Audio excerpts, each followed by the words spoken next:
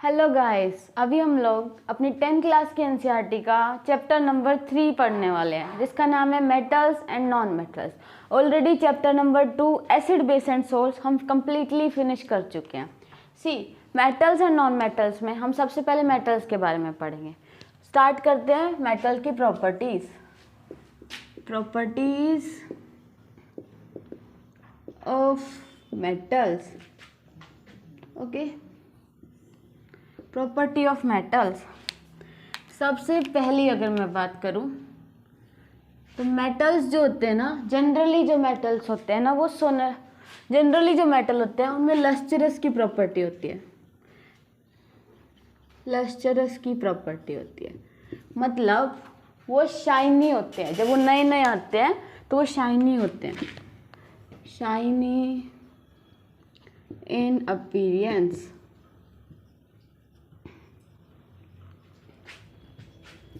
कोई भी एल्यूमिनियम का हम लोग बर्तन लाते हैं, कोई भी आयरन का जो ऑब्जेक्ट लाते हैं, जब वो नए नए होते हैं तो वो शाइनी होते हैं, चमकीले भड़कीले से होते हैं। So metals are lustrous in nature. First property समझ में आई अच्छे से। नेक्स्ट की तरफ आगे बढ़ रहे हैं। सेकेंड प्रॉपर्टी की अगर मैं बात करती हूँ तो metals are generally hard. Metals are generally hard. Okay, अगर मैं सेकेंड प्रॉपर्टी की बात करती हूँ तो मेटल्स जो होता है वो जनरली हार्ड होता है। थर्ड प्रॉपर्टी की अगर मैं बात करती हूँ, मेटल्स मैलिएबल होते हैं, मैलिएबिलिटी की प्रॉपर्टी शो करते हैं। देखिए, मेटल्स जनरली हार्ड होता है। आयरन हो गया जनरली हार्ड है, एल्यूमिनियम हो गया जनरली हार्ड है। मेटल्स नॉर्मली बात करें हार्ड है, एक्सेप्शन सब हम लोग देखेंगे, लेकिन नॉर्मली मेटल्स की प्रॉपर्टीज की बात करें, मेटल्स कैसे कैसे होते हैं तो लस्टरस होते हैं। अपने प्योर स्टेट में उनका जो सरफेस होता है, ठीक है, वो शाइनी होता है, शाइनी इन अपीयरेंस होते हैं। अगर सरफेस वाइज देखिए तो शाइनी होते हैं। सेकेंड, मेटल्स जनरली हार्ड होते हैं। आयरन हो गया, लोहा हो गया, एल्यूमिनियम आपका हो गया, सिल्वर आपका हो गया, गोल्ड आपका हो गया, जनरली हार्ड मेटल्स है।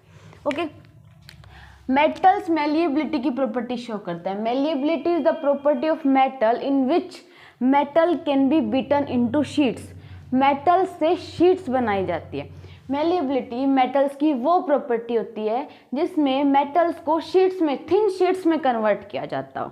एग्जाम्पल की बात करें, मोस्ट मैलिएबल मेटल्स में आते हैं गोल्ड एंड सिल्वर। AU मतलब गोल्ड का साइन होता है, AG मतलब सिल्वर का साइन होता है। ओके, नेक्स्ट फोर्थ, मेटल्स में डक्टाइल की प्रॉपर्टी होती है। They are ductile in nature. Metal की बात करेंगे तो डक्टाइल इन नेचर। प्रॉपर्टी की बात करेंगे तो ऐसे लिख सकते हैं, दे शो डक्टिलिटी। ऐसी मैलिएबल या मैलिएबिलिटी, मैलिएबिलिटी और डक्टिलिटी प्रॉपर्टी का नाम है। जैसे प्रोसेस का नाम होता है ना, ऐसे ही मैलिएबिलिटी, डक्टिलिटी। और वैसे बात करेंगे तो हम बोल सकते हैं metals are malleable in nature, metals are ductile in nature. Ductile में क्या होता है? It is the property of metal in which metal can be beaten, metal will be beaten and converted into thin wires. इसमें क्या होता है, thin wires में metal को कन्वर्ट किया जाता है, जो वायर की फॉर्मेशन, वायर को फॉर्म कर लेते हैं मेटल्स। एग्जाम्पल की अगर मैं बात करती हूँ तो मोस्ट डक्टाइल मेटल में आता है gold. Gold most ductile metal में आता है। ये याद रखना है, कंफ्यूजिंग हो सकता है, बहुत बार कंफ्यूज होता है, तो सेम सा लगता है। इसमें जो मेटल को कन्वर्ट कर रहे हैं किस में, थिन शीट्स में, थिन शीट्स में। इसमें क्या कर रहे हैं, मेटल को कन्वर्ट कर रहे हैं किस में, वायर में। दोनों समझ में आया? ठीक है, देखो आपने चादर देखी होगी ना, लोहे की चादर सुने होंगे ना, लोहे की चादर एक परत बना दी गई, उसको पीट के थोड़ा मार के गर्म कर करके, तो वो तो किसकी बात हो रही है, मैलिएबल की। डक्टाइल की क्या बात हो रही है, एक वायर बना दिया गया। लगभग 1 ग्राम ऑफ गोल्ड से मैं अगर बात करती हूँ, आपके एनसीईआरटी में एक फैक्ट भी लिखा हुआ है जिसमें बोला गया है कि कि 1 ग्राम गोल्ड से लगभग 2 किलोमीटर लंबी एक वायर बनाई जा सकती है। 1 ग्राम गोल्ड कितना सा होता होगा ना, इतना ज़्यादा डक्टाइल है, इतनी ज़्यादा डक्टिलिटी की प्रॉपर्टी शो कर रहा है कि उससे हम 2 किलोमीटर लंबी एक गोल्ड की वायर बना सकते हैं। उसको अगर मैं 1 ग्राम गोल्ड को अगर मैं वायर में कन्वर्ट करूँ ना तो 2 किलोमीटर लंबी एक तार बन सकती है। ओके, डक्टिलिटी समझ में आया। नेक्स्ट बात करते हैं, metals are good conductor of electricity. Metals are good conductor of electricity.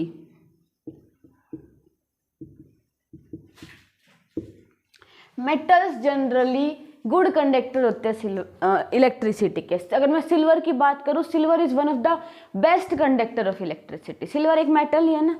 देखिए हमारे घर में वायर्स लगी होती है एल्यूमिनियम वगैरह की, राइट, वो सब मेटल्स की बनी होती है। क्यों? क्योंकि मेटल इलेक्ट्रिक करंट को फ्लो कराना है, तो उसके लिए कंडक्टर चाहिए जो उसका सुचालक हो, जो उसको परमिशन दे, जो उसकी गारंटी करे।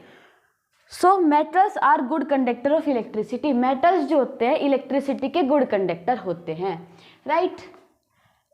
एग्जाम्पल अगर मैंने बेस्ट कंडक्टर्स की बात किया था तो मैंने बोला था सिल्वर, तो सिल्वर और कॉपर इसका एग्जाम्पल बोल सकते हैं। एग्जाम्पल क्या बोल सकते हैं? Silver and copper. कॉपर की वायर्स होती है, एल्यूमिनियम की वायर्स होती है। ओके, आपको ये पांचों प्रॉपर्टी समझ में आई? अभी मैं रफ कर दूं इसको, आगे देखिए। ये सब जनरल प्रॉपर्टी है बेटा, एक्सेप्शन हर किसी में मिलेंगे। प्रॉपर्टी की बात है कि मेटल को जनरली देखा जाए तो क्या क्या प्रॉपर्टी रखेगा।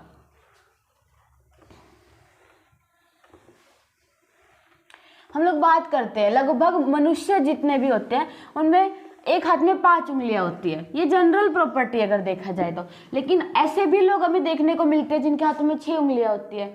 तो एक्सेप्शन हर चीज का मिलेगा, लगभग हर चीज का एक्सेप्शन होता है।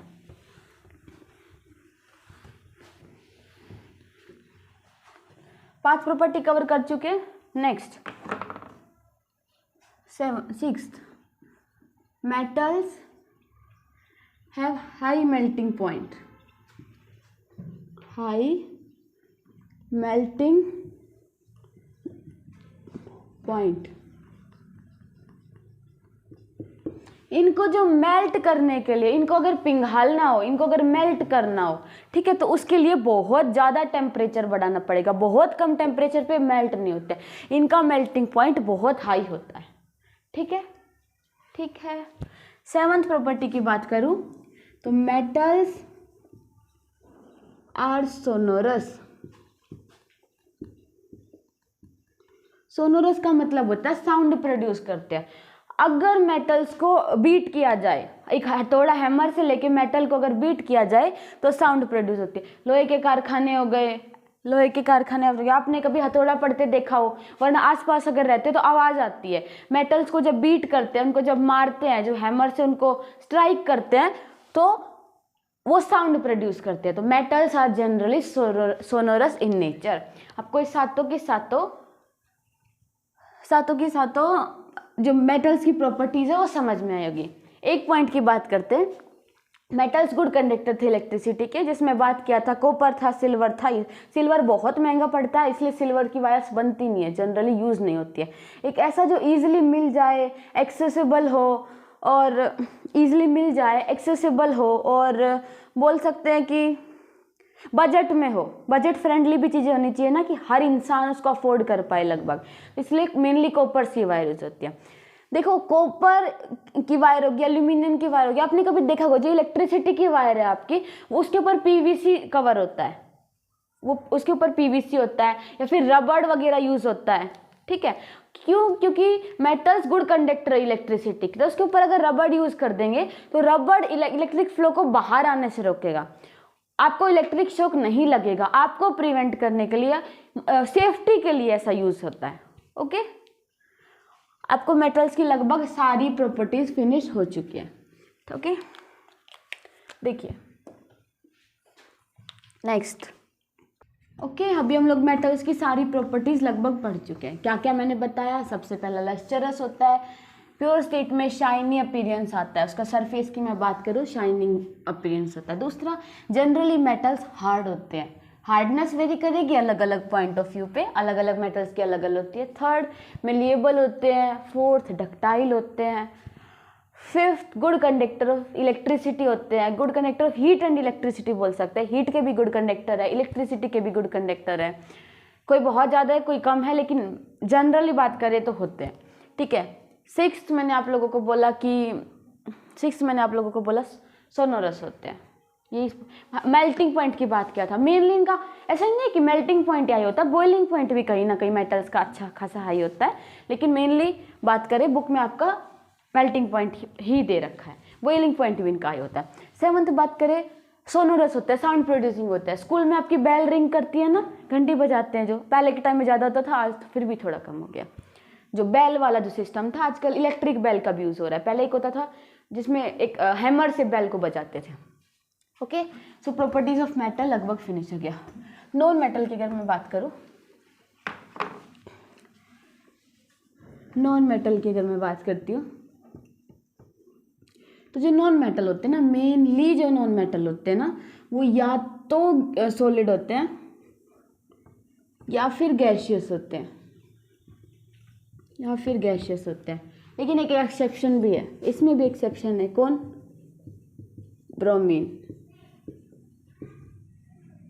Br। ये क्या होता है? ये मेनली लिक्विड स्टेट में पाया जाता है, और मैं अगर इसकी प्रॉपर्टीज़ की बात करूँ तो लगभग मेटल से अपोजिट होगी कि ये इतने हार्ड नहीं होते हैं, इनका मेल्टिंग पॉइंट इतना हाई नहीं होता है, इतने good conductor of heat and electricity नहीं होता है, ये लगभग बैड कंडक्टर होते हैं। और बात करें सोनोरस नहीं होते हैं, और बात करें मेलिएबल नहीं है, डक्टाइल नहीं है, लस्टरस नहीं है। ओके लगभग मेटल से अपोजिट बिहेव करेंगे नॉन मेटल्स। ओके देखिए सिर्फ फिजिकल प्रॉपर्टीज़ के बिहाफ पे आप एलिमेंट्स को क्लासीफाई नहीं कर सकते। क्यों? आपके पास और भी बहुत सारे बिहाफ होने चाहिए, आपके पास और भी आधार होने चाहिए क्लासिफिकेशन में, सिर्फ एक फिजिकल प्रॉपर्टीज ही अकेला इसका आधार नहीं हो सकता, बिकॉज बहुत सारे एक्सेप्शन एग्जिस्ट करते हैं इन फिजिकल प्रॉपर्टीज़ के। अब हम कुछ इनके एक्सेप्शंस की बात कर लेते हैं आप लोगों से। देखिए यहाँ तक समझ में आया? अभी हम लोग आगे बढ़ रहे हैं।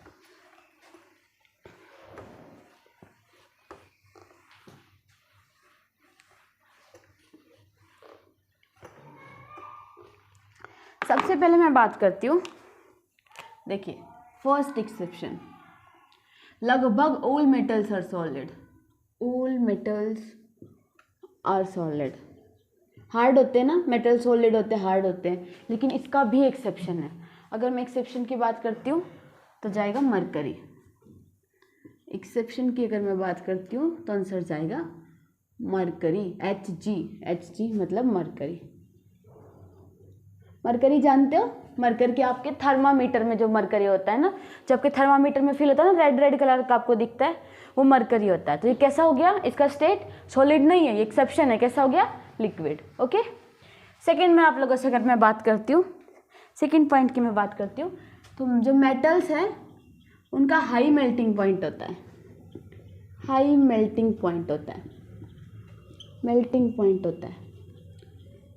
ये बात किए थे ना, इसका भी एक्सेप्शन है। देखिए इसका भी एक्सेप्शन है। कौन हो गया? गैलियम और सीजियम जो मेटल्स है, इनका मेल्टिंग पॉइंट लो होता है, इवन आप इनको अपने हाथ पे भी रख दोगे ना तो भी रूम टेम्परेचर से पिघल जाएंगे। ठीक है, मेटल्स का जनरली हाई मेल्टिंग पॉइंट होता है ना, लेकिन गैलियम और सीजियम एक्सेप्शन है, इनका लो मेल्टिंग पॉइंट होता है। Even when you put this on your palm it will melt. Okay third point की अगर मैं बात करती हूँ आप लोगों से, नेक्स्ट पॉइंट की अगर मैं बात करती हूँ आप लोगों से, तो हम ये बात कर रहे थे कि मेटल्स लस्टरस होते हैं, शाइनी इन नेचर। मैंने आपको बोला था फर्स्ट पॉइंट, ये बोला था नए नए ऑब्जेक्ट, उनका जो सरफेस होता है वो शाइनी होता है। जैसे कोई भी एल्यूमिनियम का बर्तन ले आओ, कोई भी यूटेंसिल ले आओ, इतना कभी कभी तो इतना शाइनी, इतना लस्टरस होता है कि आप एज अ मिरर भी वो यूज हो जाता है, आप अपने आप को भी उसमें देख पाते हो। मतलब उतना क्लियरली नहीं जितना मिरर दिखाता है, लेकिन आपको अपना उसमें क्या बोल सकते हैं, आपको चेहरा अपना उसमें दिखता है। क्लियर नहीं होता लेकिन बहुत शाइनी है तो देख पाते हो, ठीक है। जैसे पानी में देख पाते हो ना, देखो एक बाल्टी अगर भर के पानी को हिलाओ मत, ऐसे ही थोड़ा सा रख दो, बिल्कुल उसको हिलाओ मत, बिल्कुल भी टच मत करो कि बार बार वो हिले या डिस्टर्ब हो, एकदम अनडिस्टर्ब पानी है। रिवर में देखो, रिवर तो चलती रहती है, किसी पॉन्ड में देखो या किसी बिल्कुल साफ क्लियर पानी में देखो, आप अपने आप को देख पाते हो। एज अ मिरर यूज कर सकते हैं। पहले के लोग क्या पता, जब मिरर ना हो तो करते भी उनको मिरर की तरह यूज। ओके, थर्ड पॉइंट की अगर मैं बात करती हूँ तो जो मेटल्स लगभग मैंने बोला था मेटल्स जो होते हैं वो लस्टरस होते हैं, लेकिन जो आयोडीन है, iodine is a non metal, iodine is a non metal but lustrous. Non metal है लेकिन लस्टरस है, एक्सेप्शन हो गया। फोर्थ एक्सेप्शन की बात करती हूँ, कार्बन। अब सब लोग सुने होंगे, कार्बन नेचर में डिफरेंट फॉर्म्स में पाया जाता है। कार्बन नेचर में डिफरेंट फॉर्म्स में पाया जाता है और इन्हीं फॉर्म्स को हम एलोट्रोप बोलते हैं। इसको अगर एक हेडिंग देख, साइंटिफिक एक केमिस्ट्री के अकॉर्डिंग हेडिंग दे तो उसको एलोट्रोप्स बोलते हैं, कि different allotropes of carbon, different allotropes of carbon. Okay, देखिए कार्बन जो है उसका एक एलोट्रोप, दो एलोट्रोप की एक बात करते हैं मेनली हम यहाँ पे एक्सेप्शन में। पहला डायमंड, डायमंड, डायमंड की बात करूँ, मैंने बोला था ना मेटल्स बहुत स्ट्रांग होते हैं, आपसे बोला था ना, लेकिन डायमंड जो है वो बहुत ज़्यादा स्ट्रांग है। नॉन मेटल है लेकिन बहुत ज़्यादा स्ट्रांग है, इवन हार्डेस्ट सब्सटेंस भी बोला जाता है इसको, डायमंड को हार्डेस्ट सब्सटेंस भी बोला जाता है ना नॉन मेटल लेकिन बहुत स्ट्रांग है, ठीक है। तो एक्सेप्शन हो गया पहला, ये बहुत हार्ड है, hardest substance, hardest substance. Second, इसका मेल्टिंग या बॉइलिंग पॉइंट बहुत हाई होता है, हाई मेल्टिंग पॉइंट, या फिर बॉइलिंग पॉइंट भी इसका काफ़ी हाई होता है, mainly high melting point. Okay, बोले हम कि मेटल्स का मेल्टिंग पॉइंट बहुत हाई होता है, आपको प्रॉपर्टीज में लिखवाया, लेकिन ये नॉन मेटल होते हुए भी कितना हार्ड है, कितना हाई मेल्टिंग पॉइंट है। ओके, नेक्स्ट मैं बात करती हूँ, इसका एक एलोट्रोप है ग्रेफाइट। सी, अगर मैं ग्रेफाइट की आप लोगों से बात करती हूँ, graphite is also an allotrope of carbon, carbon is a non metal, even graphite is a very good conductor of electricity. Graphite electricity का बहुत अच्छा, बिजली का बहुत अच्छा सुचालक है, इलेक्ट्रिसिटी का बहुत अच्छा कंडक्टर है। बल्कि ये जो प्रॉपर्टी है गुड कंडक्टर ऑफ इलेक्ट्रिसिटी, जिसमें जो मेनली सिल्वर, मैंने बोला एल्यूमिनियम, कॉपर, ये सब मेटल्स होते हैं, लेकिन ये नॉन मेटल होते हुए भी one of the very good conductor of electricity. Okay, so ये इसमें क्या लिख सकते हैं, गुड कंडक्टर ऑफ इलेक्ट्रिसिटी, ठीक है। नेक्स्ट पॉइंट की हम बात करते हैं, 4 पॉइंट्स हम लोग ऑलरेडी कवर कर चुके हैं।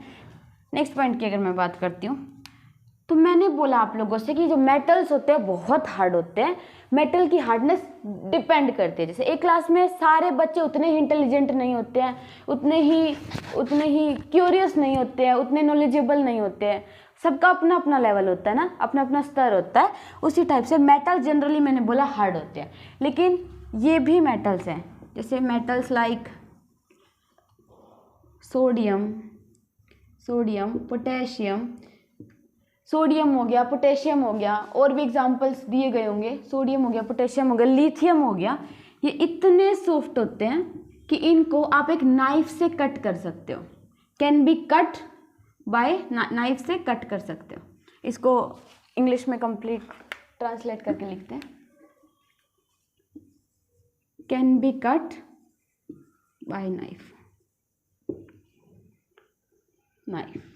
चाकू से काट सकते हो। हमने बात किया कि जो मेटल्स होते हैं वो बहुत हार्ड होते हैं, जैसे हमने बोला कि उसमें हमने बात किया था आयरन, देखो कितना हार्ड होता है ना।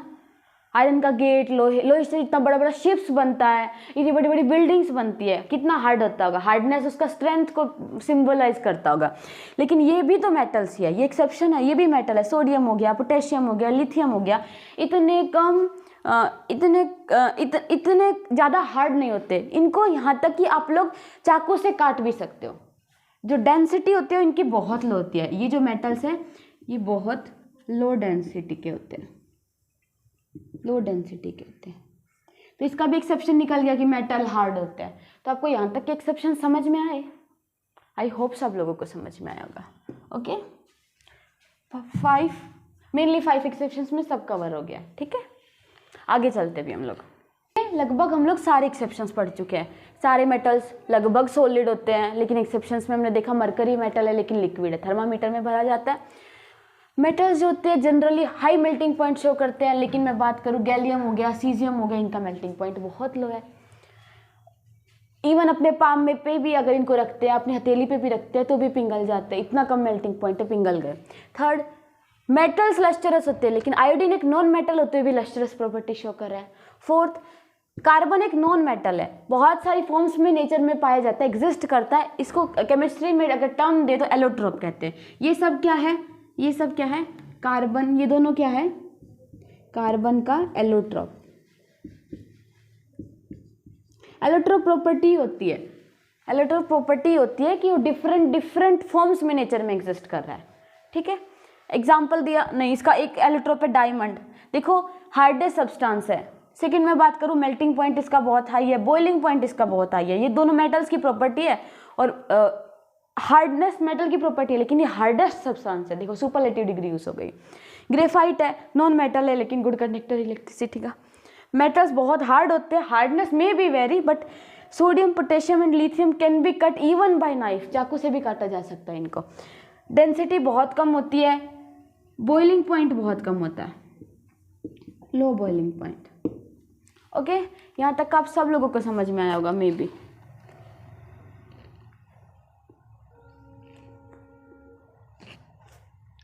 बेटा मेल्टिंग पॉइंट कर लेना, यहाँ पे मेल्टिंग पॉइंट कर लेना। यहाँ तक एक्सेप्शन समझ में आए? ओके, अभी हम नेक्स्ट हेडिंग की तरफ मूव कर रहे हैं।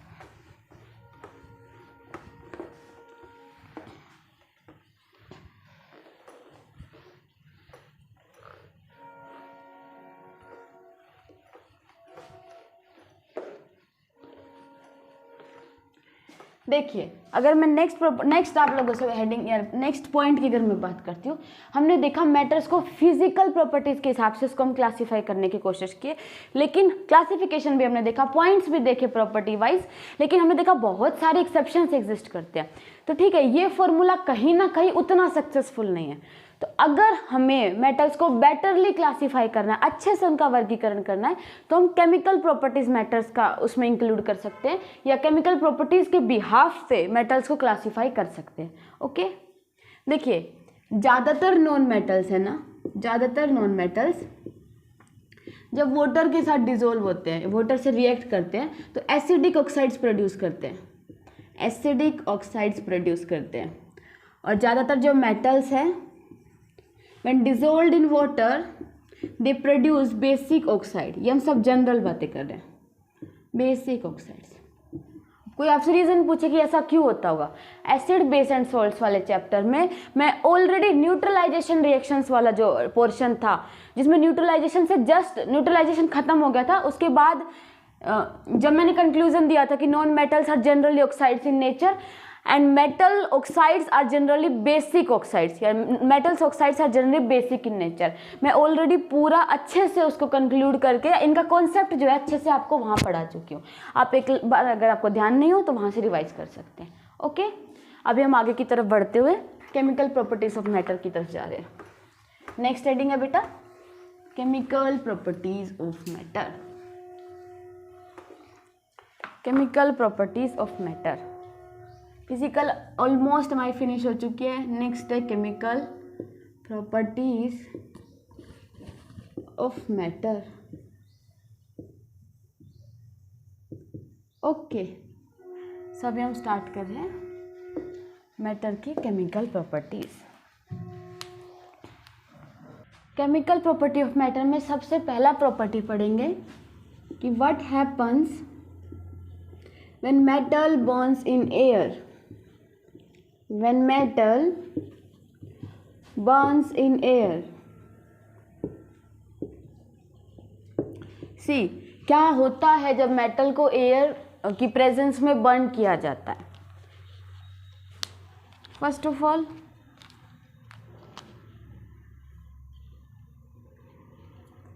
I am going to write a reaction.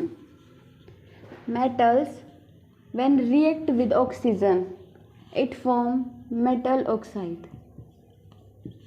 Metal oxide, metal को जब एयर की प्रेजेंस में बर्न किया जाता है, एयर की प्रेजेंस में बर्न करने का मतलब है कि ऑक्सीजन की प्रेजेंस में बर्न कर लो या फिर ऑक्सीजन से रिएक्ट कर लो, दोनों का एक ही मतलब है। किसका फॉर्मेशन होगा? मेटल ऑक्साइड्स का। Okay, example Cu plus O2, then it will form CuO. Copper oxide,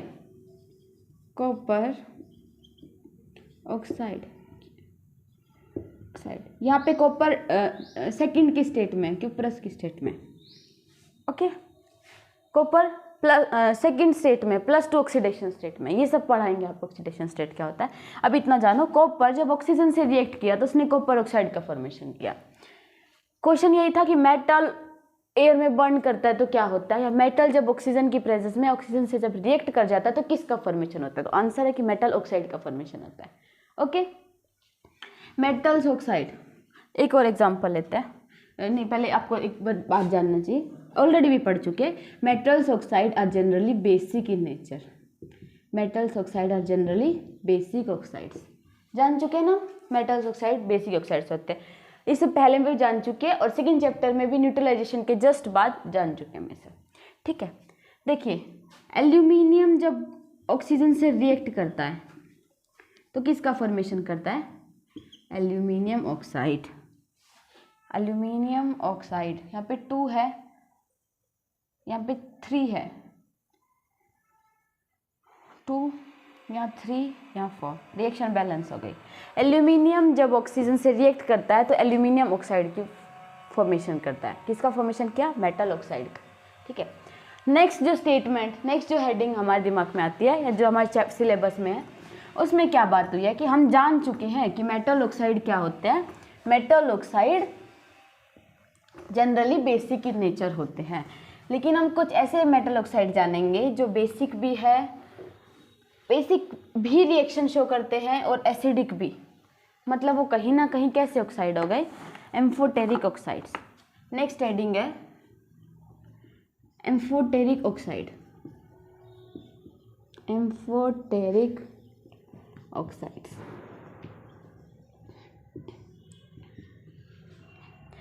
देखिए हम जान चुके हैं मेटल ऑक्साइड जनरली बेसिक होते हैं, लेकिन कुछ ऐसे मेटल ऑक्साइड्स हैं जो बेसिक और एसिडिक दोनों नेचर शो करेंगे। ऐसे मेटल ऑक्साइड्स को एम्फोटेरिक ऑक्साइड्स बोलेंगे।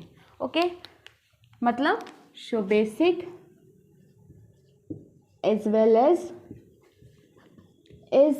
As acidic nature.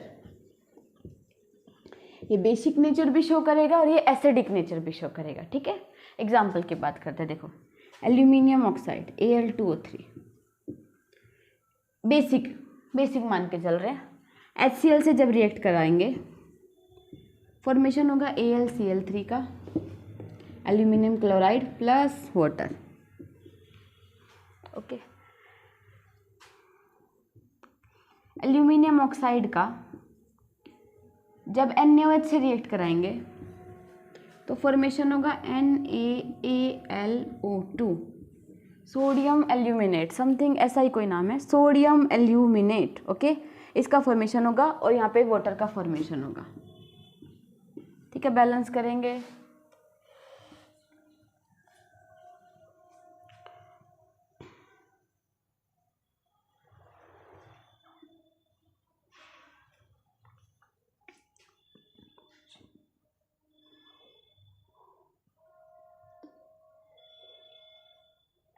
बैलेंस हो गई। दो है इधर में, दो लगाते हैं, अगर दो है इधर दो लगाए तो एल्यूमिनियम 2 हो गया है, क्लोरीन 6 हो गया, क्लोरीन इधर 6, हाइड्रोजन इधर 6, हाइड्रोजन इधर 6, ऑक्सीजन इधर 3 ऑक्सीजन, ये बैलेंस हो गई है।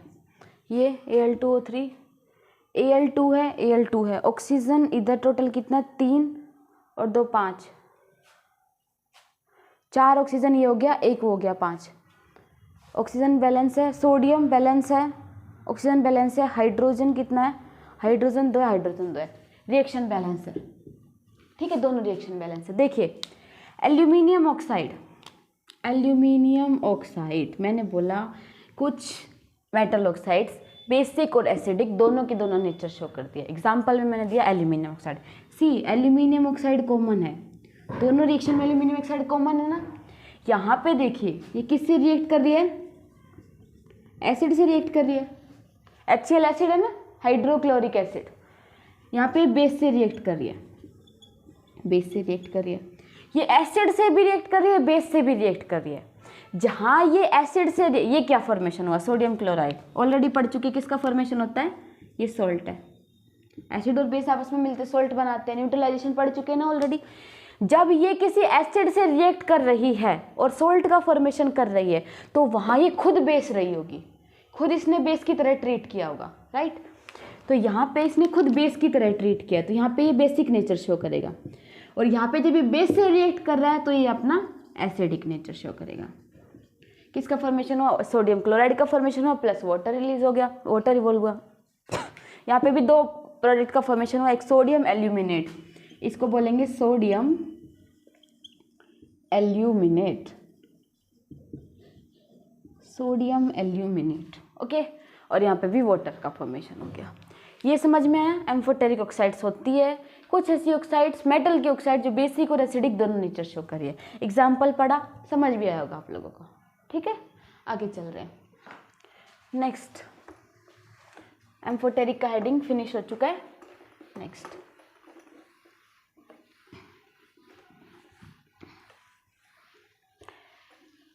मैं आप लोगों से बात करती हूँ, तो हम बात करेंगे कि ज़्यादातर जो मेटल ऑक्साइड्स है ना, ज़्यादातर जो मेटल ऑक्साइड्स है सॉरी, वो डिज़ोल्व नहीं होती वाटर में, dissolve, do not dissolve in water. ज़्यादातर जो मेटल ऑक्साइड है वो वाटर में डिज़ोल्व नहीं होती, मतलब वो पानी में घुलनशील नहीं है। मैक्सिमम या mostly metal oxides do not dissolve in water, but there are some metal oxides which dissolve in water and form alkali. कुछ ऐसी मेटल ऑक्साइड है जो वाटर में डिज़ोल्व हो जाता है और किसका फॉर्मेशन कर लेता है, एल्कली का। हम इस टर्म से पहले भी फेमिलियर हो चुके हैं, we all are familiar about the term alkali, पहले भी जान चुके हैं। कब, जब हम एसिड बेस ऑन सॉल्ट्स पढ़ रहे थे। मेटल नॉन मेटल की बात नहीं करते, नॉर्मली एल्कली की बात करते हैं। जो हम एसिड बेस ऑन सॉल्ट्स में इसकी डेफिनेशन जान चुके हैं वो क्या है, वाटर सोल्यूबल बेसिस। क्या है, वाटर सोल्यूबल बेसिस। हमने वहाँ इसका मतलब ये पढ़ा था कि water soluble bases are alkali, right. तो इसका भी मतलब यही है कि कुछ मेटल ऑक्साइड वाटर में डिजोल्व नहीं होती, लेकिन कुछ ऐसे एग्जाम्पल है, कुछ ऐसी मेटल ऑक्साइड है जो वाटर में डिजोल्व हो जाएगी। अब ये हम ऑलरेडी पढ़ चुके हैं कि metal oxides are basic in nature, तो बेस है कहीं ना कहीं, और ये जो बेस है वाटर में डिजोल्व हो गया और किसका फॉर्मेशन कर लिया, एल्कली का। या इसी कोई दूसरे टर्म में अगर लिखे तो लिखा हमने कि water soluble bases, metal oxide basic in nature and their water soluble, right, water में डिसॉल्व हो गए। एग्जाम्पल की मैं बात करूं तो सोडियम हाइड्रोक्साइड एक बेस है, वाटर के साथ डिसॉल्व होके सोडियम हाइड्रोक्साइड एल्कली का फॉर्मेशन कर लेता है, एक्वस। और एग्जाम्पल की बात करें, सेम पोटेशियम हाइड्रोक्साइड भी शो करता है, ये भी एक एल्कली है। एल्कली मतलब वाटर सोल्यूबल बेस। यहाँ तक आप सब लोगों को क्लियर है? आई होप यहाँ तक का आप सब लोगों को क्लियर है। ओके, रिएक्शन को बैलेंस कर सकते हैं।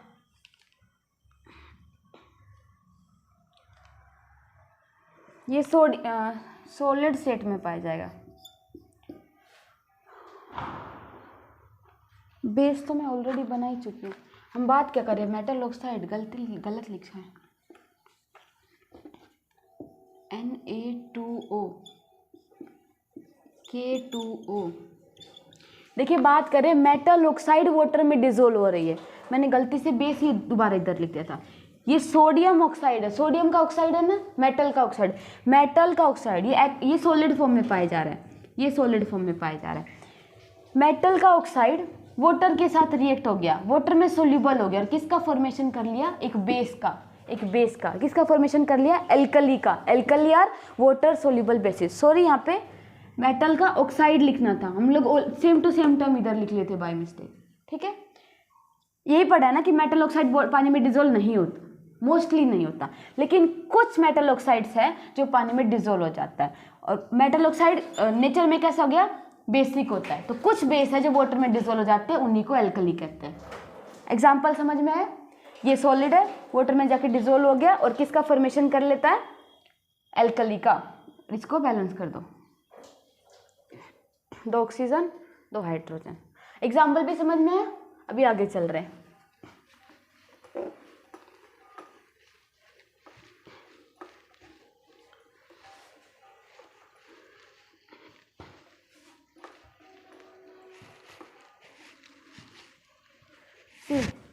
Chemical properties of matter.